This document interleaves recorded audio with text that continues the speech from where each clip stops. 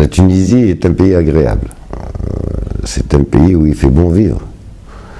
Disons, l'ambiance générale est une ambiance aussi bien en termes, j'allais dire, de gastronomie, d'artisanat, d'hôtellerie et autres, est une ambiance attractive.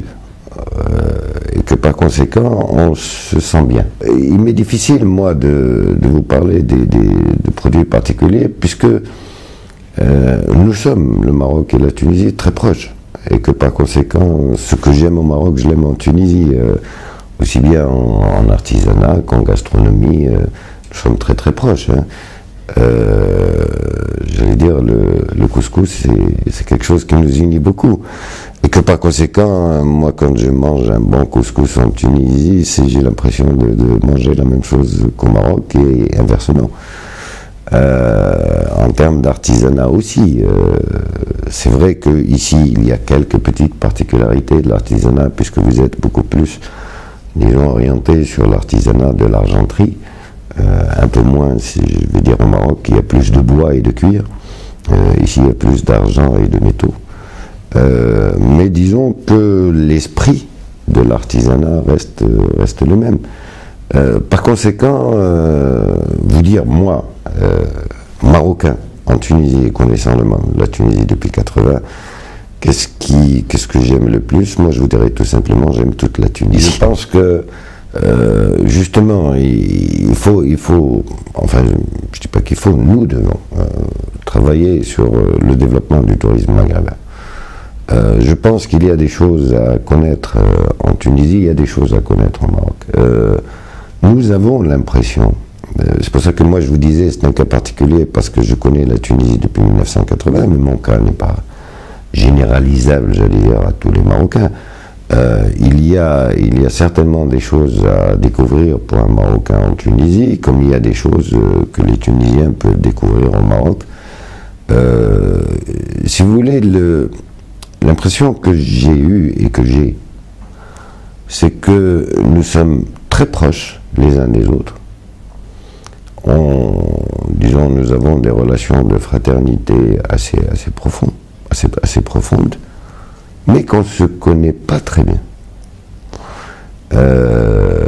Puisque très souvent, il m'arrive dans certaines discussions avec des amis en Tunisie ou même au Maroc à propos de la Tunisie, de me rendre compte, encore une fois, qu'il y a certains clichés qui sont là et que, en fait, c'est de par la relation personnelle, de par la présence, que l'on pourrait modifier ces clichés et apprendre à se connaître un peu plus. Et ceci est fondamental. Tout à l'heure, quand je vous disais construire le Maghreb des peuples, la mobilité du citoyen, la possibilité de la mobilité des biens, des capitaux et des hommes, c'est cela qui a manqué probablement depuis plusieurs années à la construction de ce Maghreb. C'est parce qu'on ne se connaissait pas très bien. On se connaît, j'allais dire, de loin, de par le oui-dire, mais on n'a pas vécu exactement l'ambiance dans chacun des deux pays. Et encore une fois, je reste convaincu que s'il y avait cette mobilité, eh bien c'est le peuple qui fera le Maghreb, et qu'il y a certainement des choses à voir en Tunisie et des choses à voir au Maroc. À ceci, je rajouterai que les différences que je citais, disons, dans le secteur touristique, peuvent constituer un atout. Parce que si l'on arrivait à mettre des packages pour le tourisme lointain, le touriste italien, australien, pardon, japonais,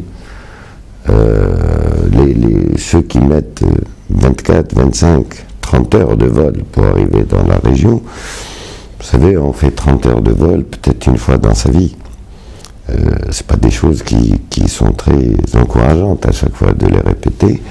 Et que si ces touristes pouvaient, lors de leur séjour, découvrir plusieurs zones, plusieurs régions, plusieurs habitudes et traditions, ça serait certainement très attractif pour attirer ces tourismes lointains. Et donc des produits combinés entre le Maroc et la Tunisie, voire peut-être même avec les pays du sud de l'Europe, Malte, l'Espagne, l'Italie.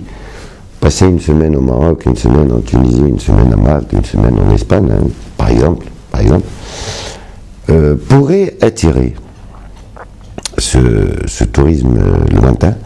Et je pense que nous avons intérêt là aussi à creuser cette idée qui, encore une fois, tout en nous rapprochant, elle permet un bénéfice à tout le monde.